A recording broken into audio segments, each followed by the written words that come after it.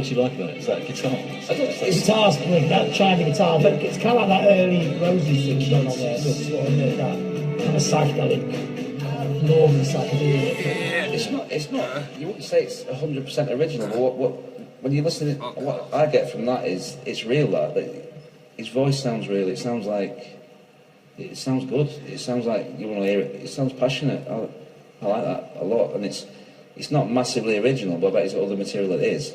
I don't think being original is a poor criteria now. No, There's been 8 million groups. It's also Well, it reminded me of loads of other things, but there's nothing wrong with that either, because it sounds like the Lars or the Coral or Underground, or it's got all those elements of a really good song.